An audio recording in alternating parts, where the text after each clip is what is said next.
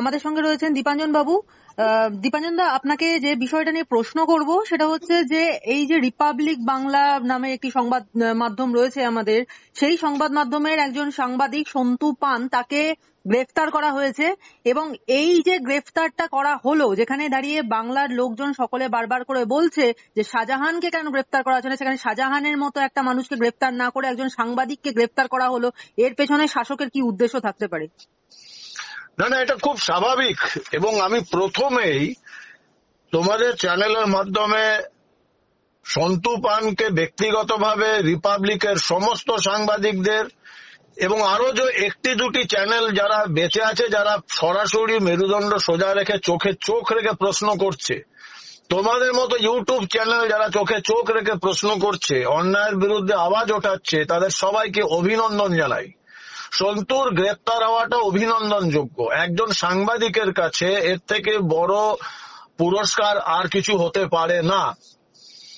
এটা নিঃসন্দেহে বিরাট বড় একটা অ্যাচিভমেন্ট।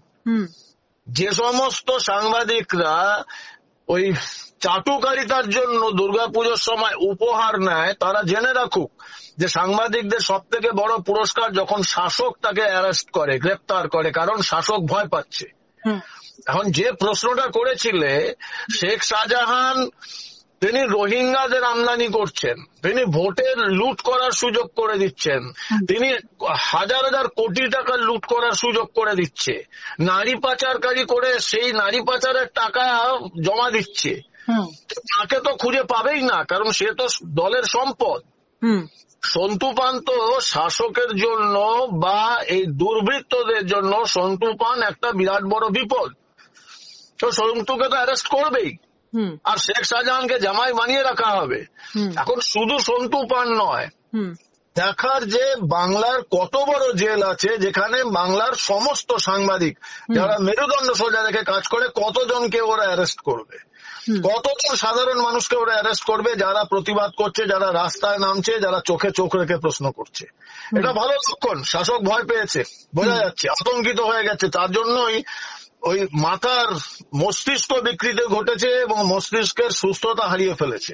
তাহলে দীপাঞ্জন দা, যেটা আমরা দেখতে পাচ্ছি, যে কেউই শাসকের বিরুদ্ধে প্রশ্ন করবে এবং রাইট টু ইনফরমেশনের ভিত্তিতে যখন আমরা শাসকের বিরুদ্ধে প্রশ্ন তুলবো, তখনই আমাদেরকে গ্রেফতার হতে হবে। এটাই কি তাহলে নীতি হয়ে গেল শাসকের?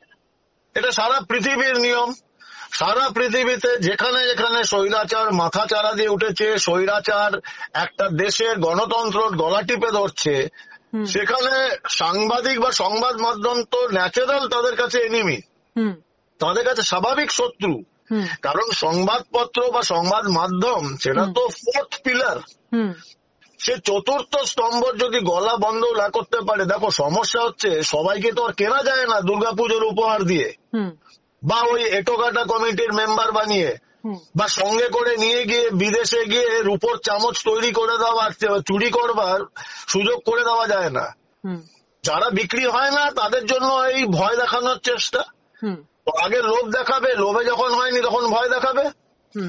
এবং আমি গর্বিত যে বাংলায় এখন ওই সাংবাদিকরা রয়েছে, তোমাদের মতো সাংবাদিকরা রয়েছে, যারা এখনো শাসকের লোভের যে চক্কর তাতে পা দেয় না, ফাঁদে পা দেয় না এবং ভয় পায় না।